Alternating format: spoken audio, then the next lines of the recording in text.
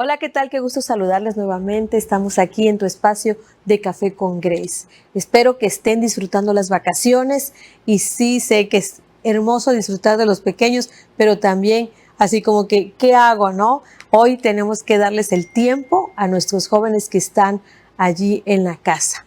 Y bueno, estamos en la casa, pero también es, en estas fechas siempre surge algo, y digo, hablaré por mí, hablaré por la voz, sin imaginármelo, la vida te cambia en un segundo, eh, tienes que atenderte y para atenderte tienes que saber en dónde y con quién ir. Y es por eso que hoy hemos querido hablar de una parte fundamental, pero que pocos conocemos, y como lo es la especialidad del médico que a veces llegamos a los hospitales y no sabemos quién es el que nos está atendiendo en esta ocasión. Y es por eso que hablar de lo que es el médico internista es importante. Y sobre todo de gente que nos los puede explicar cuando llegas al hospital y hoy, que ya es ley, que nos deben de atender con sonrisa, con amabilidad. Para el que no lo sabe, ya es ley, es una obligación de los hospitales, de todos aquellos que nos están de alguna manera atendiendo, que nos brinden ese servicio, porque si de por sí llegamos enfermos a los hospitales, corriendo a llegar a la cita y que nos atienden de mala cara, dices no, pero hay sus excepciones. Y es el caso de que en esta mañana nos acompaña la doctora Daniela Quinn Capitanacci. Ella nos va a contar su historia y de cómo una joven tan bella eligió esta carrera. Cuéntanos, doctora, gracias por estar aquí. De verdad, estoy impresionada de tu jovialidad y ya luchando con todos estos enfermos que llegamos ahí a darte lata. Cuéntanos, ¿quién es Daniela, por favor? Hola, Grace. En primer lugar, muchas gracias por invitarme. Pues mi nombre es Daniela Quinn Capitanacci.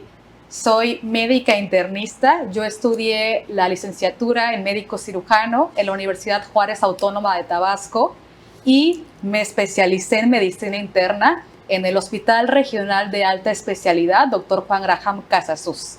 Actualmente laboro en esta misma institución y me siento muy orgullosa de devolverle a mi estado todo lo que me ha brindado. Es sumamente satisfactorio volver a casa. Óyeme, y desde chiquita dijiste, yo voy a estudiar para ser este médico. ¿Cómo nace esa inquietud porque es difícil? Digo, se dedican, ustedes nunca terminan de estudiar. Sí, es cierto.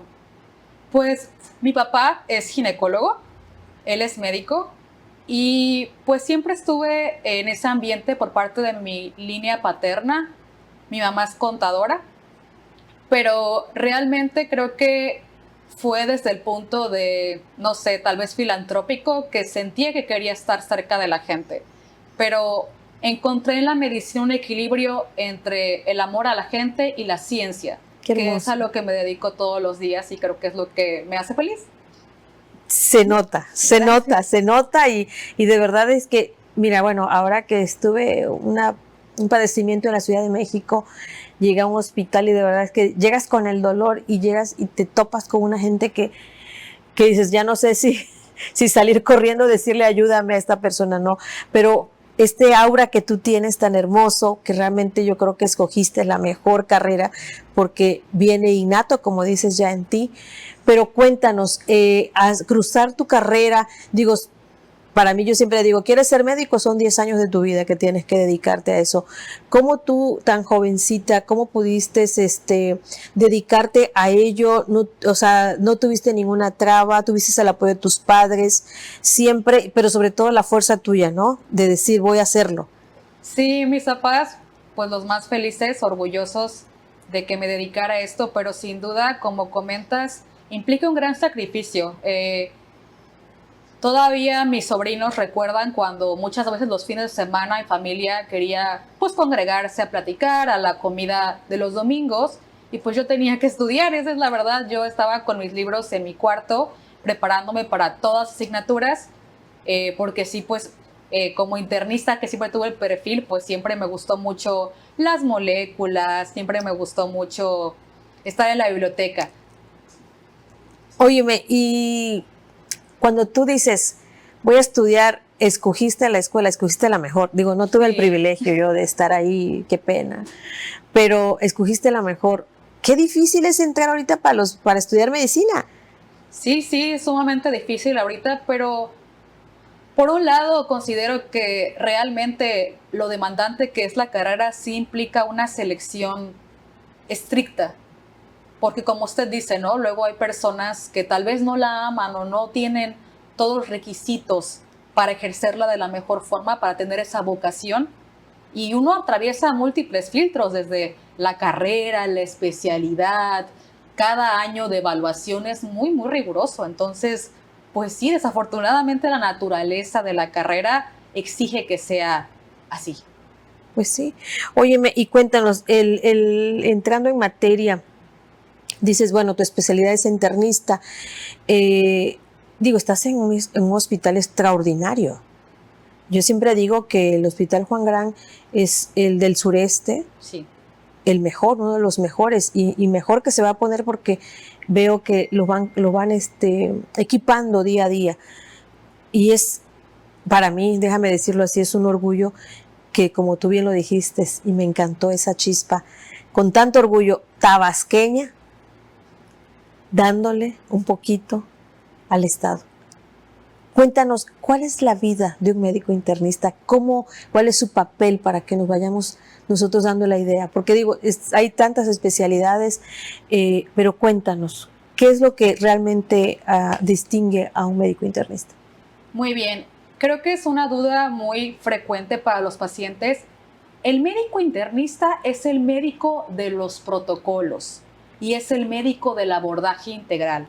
Más de una vez los pacientes recurren a múltiples especialistas que los ven ordenadamente, pero los ven de forma separada. Hay que recordar que los órganos trabajan en conjunto. Muchas veces las patologías confluyen. Una persona que tiene diabetes también puede tener hipertensión. Una persona que tiene diabetes también puede padecer de las grasas. Y el hecho de que todo esto vaya sumándose no es una casualidad, es porque los padecimientos del cuerpo muchas veces se conectan. Y eso es lo que hace la medicina interna, reconocer esas conexiones y abordarlas de forma integral. Sí, porque mucha gente confunde lo que es la medicina interna con un médico general. Uh-huh. Y pues ahora sí que la palabra lo dice, un médico general es el que va a canalizar a dónde va, a qué especialidad va. Sí, por supuesto. Sí, sin duda alguna.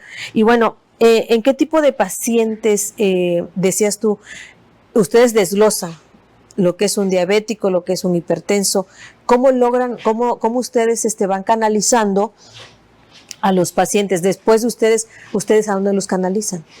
Dependiendo, los canalizaríamos, por ejemplo, no sé, si yo tengo un paciente que tiene diabetes e hipertensión y estaba descontrolado y tuvo, no sé, un accidente cerebrovascular, lo voy a referir a neurología para que le dé seguimiento. Pero se va a quedar conmigo porque tengo que llevar el adecuado control de su diabetes y llevar el adecuado control de su presión, porque si no, estos mismos son factores de riesgo para que tenga otro evento. O sea, trabajamos en conjunto, no de forma individual. O sea, o sea, yo no puedo saltarme e ir, yo voy a llegar y voy a ver a un médico internista. O sea, yo primero cumplo el protocolo, voy con un médico general, el médico general seguramente me turna con el internista. No es de que yo diga, me voy a saltar y voy a ver al médico internista, o cuándo en sí yo debo de acudir a un médico internista. Realmente la medicina interna es muy amplia. Abarca neurología, nefrología, neumología, infectología, cardiología. Es muy, muy amplia. Pero por supuesto, cuando ya un paciente es de una complejidad muy elevada, o sea, una persona, por ejemplo, no sé, que seguramente tú conoces alguna, que ya tuvo un infarto, pero que también es diabético, pero que también es hipertenso y aparte se le hinchan las piernas, todo eso, cardiología va a ver pues el corazón, pero todo lo demás le corresponde a medicina interna. Y creo que es importante destacar. O sea que ustedes siempre nos van a llevar de la mano. Sí, por supuesto. Ustedes nos van a atender, híjoles, qué tan importante es. Sí. Fíjate, y uno lo ignora, pero qué tan importante es llevarse bien con el médico internista. Así que, óyeme, ¿y te ha tocado pacientes en la vida real que digas, lo empecé desde que empezó con esta diabetes y esto, y ¿qué tanto tiempo a qué edad llegamos con el médico internista? La mayoría de mis pacientes son pacientes ya de edades avanzadas, porque los padecimientos crónico-degenerativos usualmente debutan a partir de los 40, 50 años. Y justamente los pacientes llegan conmigo, no sé, descontrolados del azúcar, la presión no se les baja a pesar de que tienen 4 medicamentos.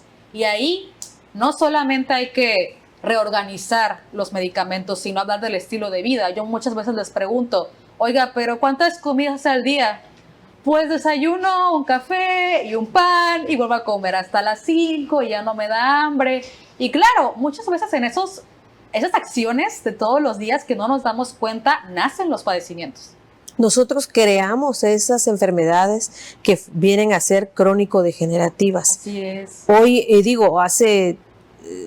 tú no habías nacido, pero hace 30 años no había la alimentación que hoy tenemos, porque dijeras tú, el debut que hacen estas enfermedades después de los 45, 48 años, sí, nos caen de repente y dicen, ay, me hicieron brujería aquí en Tabasco. Pero no es brujería, es que tenemos una indisciplina total en la alimentación.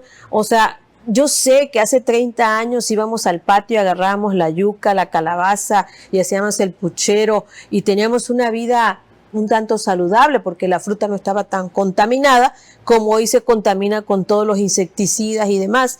Entonces, qué difícil ahorita en este siglo XXI, mi querida Dani, me imagino, cuéntanos cuál es el número según, es mucho el paciente que hay en el sureste, en Tabasco, cuáles son las enfermedades más agudas aquí de estas enfermedades crónico-degenerativas, las que más abundan. Digo, yo tengo mi idea, que seguramente debe ser la diabetes y algo así, ¿no? Pero cuéntanos, por favor, ¿qué es lo que más abunda y qué es lo que lo provoca? Sí, así es. En México existen 14 millones de personas viviendo con diabetes. Además tenemos hipertensión, obesidad y dislipidemia, que quiere decir los trastornos de las grasas. Así que aproximadamente un 70% de mi población en el Hospital Juan Graham corresponden a esos padecimientos. Y como les comento, todo viene de la mano. Si está descontrolada la presión, está descontrolada el azúcar, seguramente el paciente ya tuvo un infarto o el paciente ya tiene daño renal en algún grado, tal vez en una etapa temprana, o también puede tener infarto del corazón, ¿no? Realmente hay un espectro muy amplio, pero todo esto nace desde el principio, desde los hábitos. Seguramente si yo desde que tengo 20, 30 años estoy cultivando una mala alimentación, un estilo de vida sedentario, tabaquismo, alcoholismo, esto en este momento, los primeros 10 años, no se va a resentir, pero el cuerpo, recuerden, tiene memoria y seguramente más adelante se va a manifestar con algún tipo de padecimiento. Mi querida Dani, si bien es cierto que esto, valga la redundancia, se manifiesta a cierta edad, hoy ya no es así del todo. Ahorita ya hay muchos jóvenes que están dando este tipo de patologías. ¿A qué crees que se deba? Nosotros de por sí, por el hecho de ser personas hispanas, tenemos predisposición genética para este tipo de padecimiento. O sea, ya nuestros genes estamos listos para esto, pero además es cómo nos exponemos de forma tan temprana a comida chatarra. Como comentas bien, Grace, antes pues la gente salía a caminar al parque, salía a correr y ahora me quedo viendo Netflix o me quedo viendo YouTube, o sea, TikTok. Sí, por supuesto, y además el cansancio colectivo, ¿no? Son muchos factores que están golpeando a la población y que se reflejan en esto, que cada vez más temprano debutan con enfermedades crónico-degenerativas. Sí, hay muchos jóvenes ya con hipertensión, con diabetes y con obesidad, lamentablemente, pero eso tiene que ver sin duda con el estilo de vida que se está dando desde la casa. Muchas personas estaban echando o tratando de darle la culpa a las escuelas, y eso se ha creado una polémica porque la responsabilidad de crianza de los hijos y la responsabilidad de nuestra salud es individual. y de los hijos de los padres. Entonces, hoy por hoy sí, se ha dejado de hacer estas actividades físicas, y algo que no me gustaría que se malinterpretara, pero hay que decirlo. Dani, mucha gente dice, esto es polémica, esto es político, pero no es solo político, sin embargo hay que mencionarlo. El que tú tengas, o la cifra que manejabas, 70% de la población, Sí. con enfermedades crónico-degenerativas. Estamos hablando de personas diabéticas, de personas hipertensas, de personas con insuficiencias renales, y esto del trastorno de las grasas es responsabilidad de uno. Sin embargo, todo esto, toda esta ciudadanía acude a los hospitales, y esto genera un gasto inmenso que ningún gobierno, señoras y señores, lo puede cubrir. Y estamos aquí exigiéndole al gobierno que cubra todo, y que no hay medicinas, y que no hay esto, y que no hay el otro. Y la responsabilidad de nosotros, ¿como para cuándo? No le cambies, volvemos.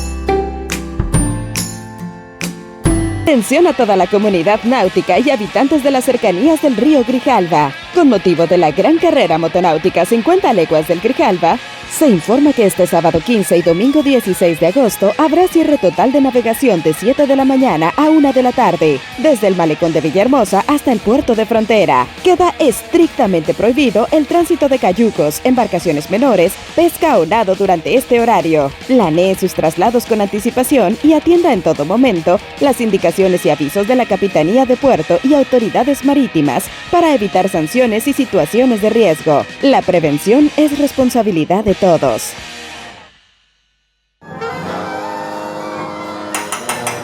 Maestros, nos vamos. 1, 2, 3.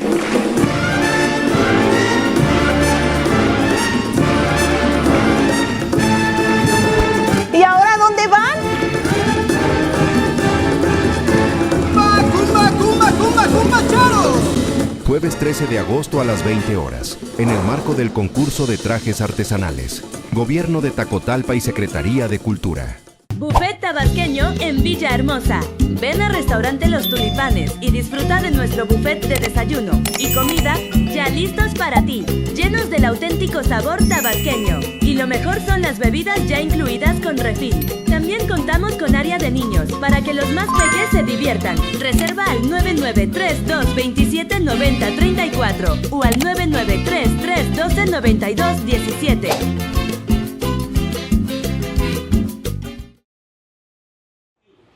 Gracias por continuar con nosotras, y ojalá que tengas listo un lápiz y papel, porque estamos con la doctora Dani. Ella es una gran médico internista que de verdad nos está compartiendo detalles que, digo, es para todas las edades. Después de los 17 años, yo creo que todos debemos de tomar nota de los cuidados, de por qué se provocan estas enfermedades crónico-degenerativas, y que hoy muchos estamos enfocados en la belleza externa, pero nos hemos olvidado de cómo cuidar realmente el interior de los órganos, lo que es nuestro cuerpo. Y la verdad, les recomiendo el cuidado personal. Nadie va a venir a cuidarte. El cuidado de decir, no tomar alcohol, no comer en exceso las harinas y todo eso, nadie nos los va a venir a decir. Tiene que ser una decisión propia. ¿Y por qué menciono esto? ¿Por qué dices esto, Grace? Porque lamentablemente cuando ya llegamos a una enfermedad crónica, ya volver atrás es muy difícil, y te vuelves pues ya prácticamente dependiente de un medicamento. Y en Tabasco se da mucho más. Pero cuéntanos, mi querida Dani, el tema de la relación que hay entre la obesidad y cualquiera de todo este tipo de enfermedades que se dan, sobre todo aquí en el sureste.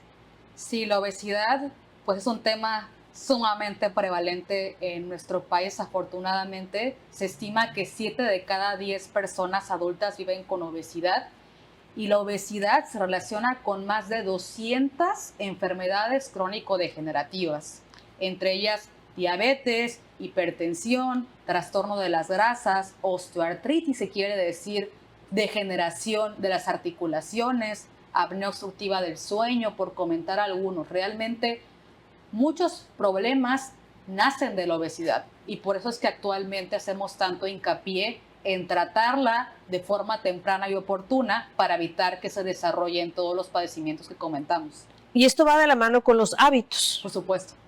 Esos hábitos alimenticios, por supuesto, y la falta de ejercicio. ¿Cuáles son los hábitos del ABC que per se deberíamos de hacer cada uno? Para mí, en primer lugar, el orden. Solemos ser muy desordenados, me incluyo, con nuestra forma de comer y con nuestros horarios. El cuerpo funciona por ciclos, así como las estaciones, funciona por horarios. Si yo me levanto a las 7 de la mañana, máximo 8:30 estoy desayunando. De ahí como a las 2 y de ahí ceno a las 7 si me voy a dormir a las 9. Y si pudiese hacerlo, hago 2 pequeñas colaciones para mantener, digamos, nuestros niveles de glucosa de una forma constante, pero suficiente. Sino, ¿qué pasa? Como algo pequeño en el desayuno y llego corriendo a las 5 de la tarde con mucha hambre y pues hago una comida hipercalórica, ¿no? Me como unos tacos, me como una hamburguesa, me siento satisfecha, pero ya de ahí no como nada. Y esos subidones pueden ser peligrosos para el cuerpo. ¿Y qué es lo que comemos además? Por supuesto, sí. O sea, involucra mucho las cantidades de lo que estamos tomando en el desayuno, en el almuerzo o en la cena. Tiene mucho que ver las cantidades y qué comemos, ¿no? O sea, ¿a qué me refiero con qué comemos? Nutritivos. Hace tiempo me enseñaron una regla de los colores. La naturaleza es sabia, ¿no? De los colores que debe tener el plato en el desayuno, los colores que debe tener en el almuerzo.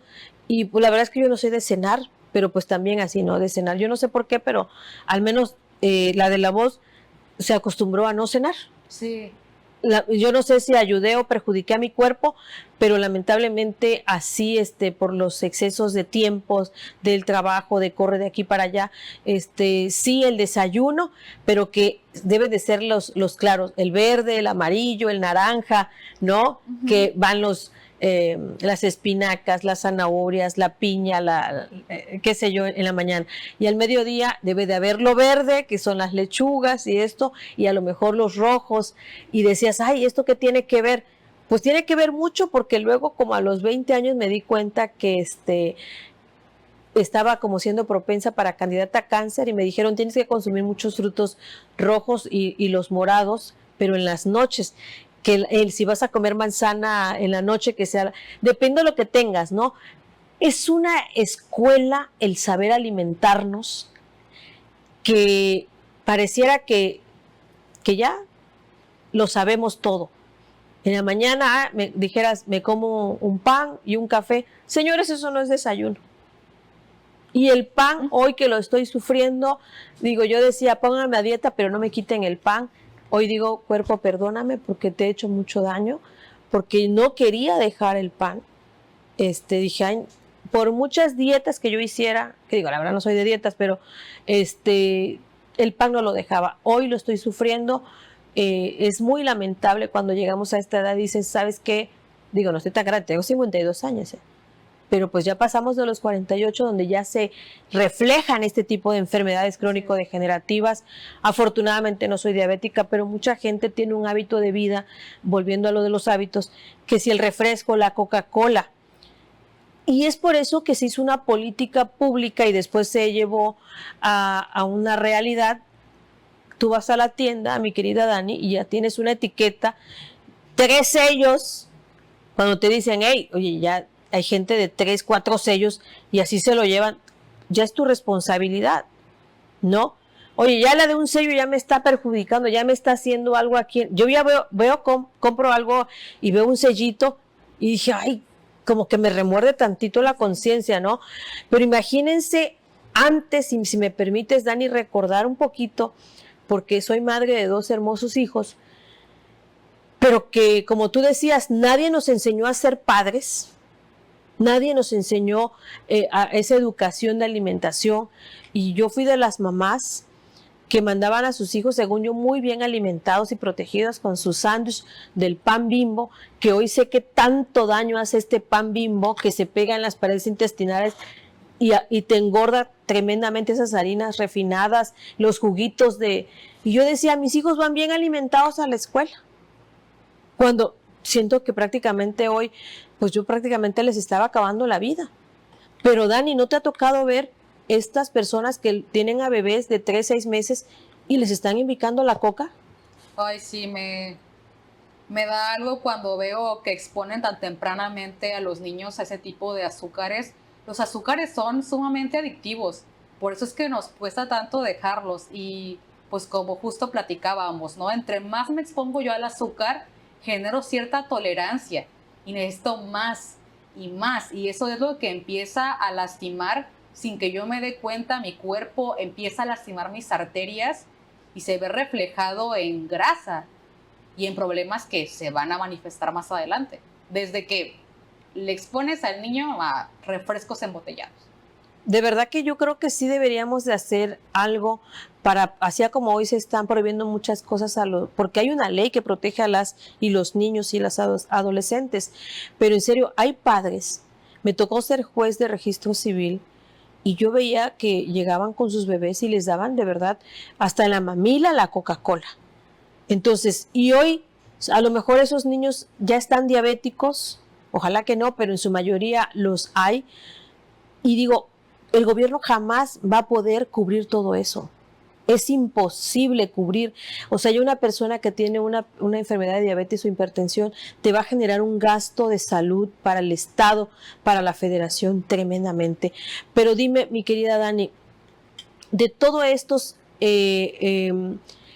¿cuál es lo que deberíamos de empezar a implementar en nuestros hogares para ir, de alguna manera, mitigar todo este tipo de enfermedades? A lo mejor hay hogares que seguramente nos están viendo y que ya tienen una persona o es hipertensa o es diabética, pero hay hogares jóvenes que a lo mejor todavía puedes hacer algo por ti, por tu pareja y por tus futuros hijos o los pequeños que seguramente ya tendrás.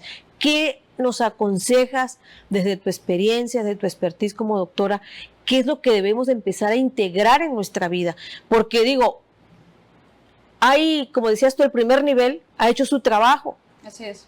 Concientizando y diciendo, no hagamos esto, no hagamos el otro. Hoy en los libros de las escuelas primarias ya hay que nos dicen cómo llevar una alimentación sana, pero cuéntanos, por favor, qué es lo que se nos está haciendo difícil como ser humano y qué debemos hacer.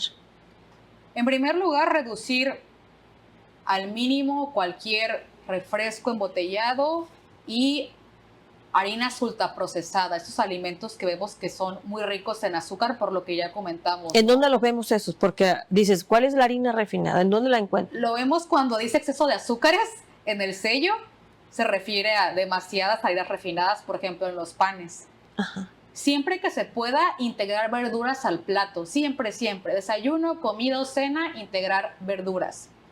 Si me toca comer tortillas, ya no como arroz porque es demasiado carbohidrato. Ya si comí 2 tortillas, es lo que me tocó. O elijo tortillas o arroz. Sí, yo sé que... No, es que en Tabasco, ay, perdóname doctora, mi Dani, pero es que, Dios mío, en Tabasco te ponen hasta 4 carbohidratos en una sola alimentación: el frijol, el arroz, la tortilla y el pozol. Sí, y siempre cuando viene entonces a la consulta platicamos del pozol. Yo sé que es algo cultural, obviamente no le voy a decir a mi paciente que deje de tomar pozol, pero más agua que shish, ¿sale? Más agua que shish, bien con agua, sí se lo pueden tomar, pero también hay que ver si ya me tomé mi pozol, pues ya no como tortilla. Exacto, un pedacito de arroz, o sea, irlo fraccionando, no, yo sé que es muy complicado hacer cambios de la noche a la mañana, pero poquito a poquito en pro de mi salud, claro, hacer pequeños cambios.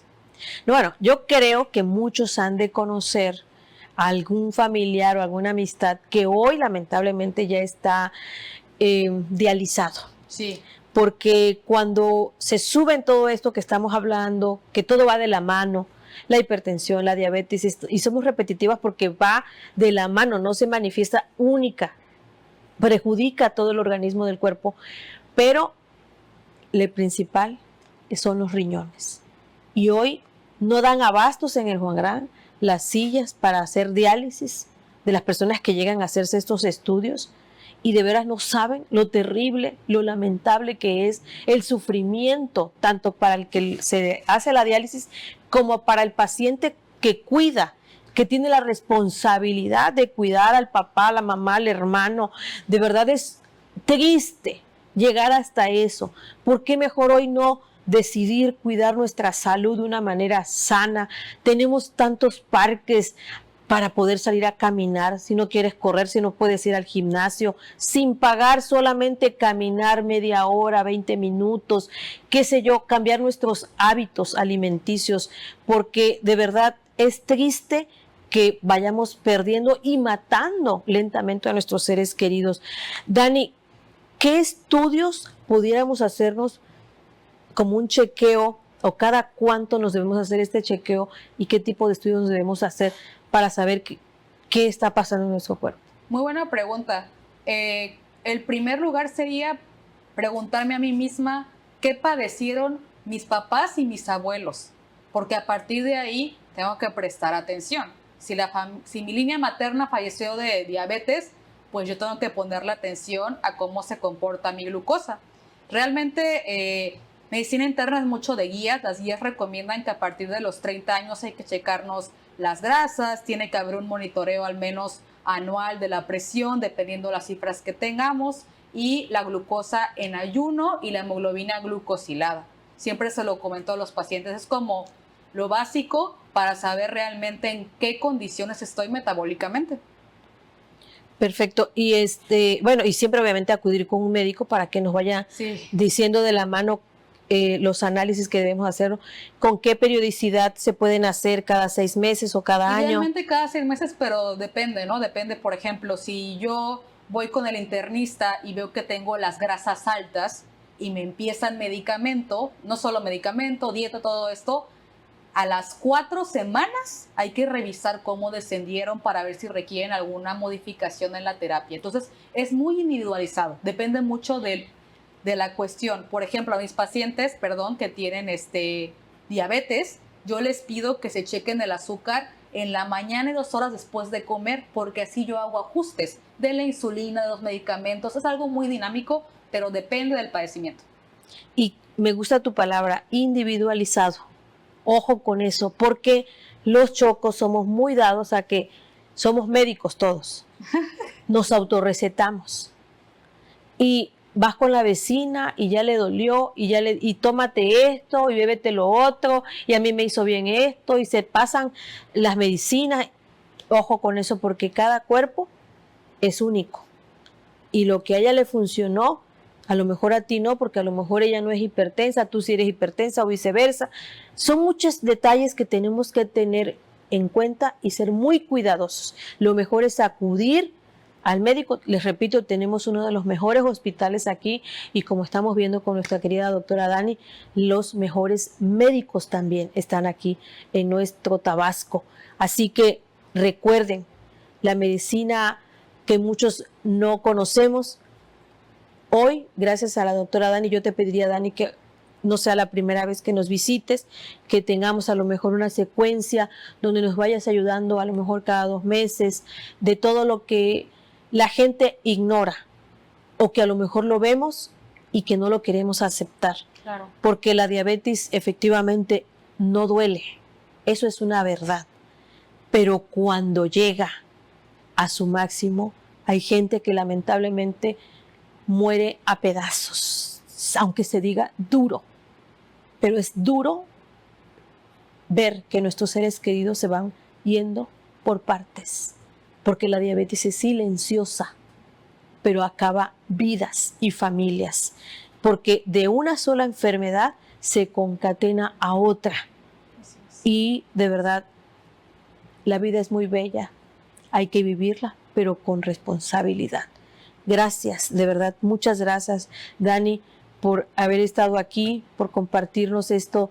La verdad es que ignoraba muchísimas cosas y mira que he caminado mucho, pero gracias por tus conocimientos y las puertas están abiertas de Café con Grace. No, a ti, Grace, muchas gracias y siempre que tú me invites yo estaré feliz de venir a que platiquemos y pues creo que es muy valioso la conversación, que se extienda, que sigamos hablando de esto para que la gente lo cuestione, lo meta a su rutina y se cambie el chip, ¿no? Que es lo que hablamos, que es tan difícil cambiar el chip. Eso, nos quedamos con eso. Vamos a cambiar el chip y vamos a amarnos a nosotros mismos. Gracias por haber llegado hasta aquí y nos vemos. Hasta la próxima.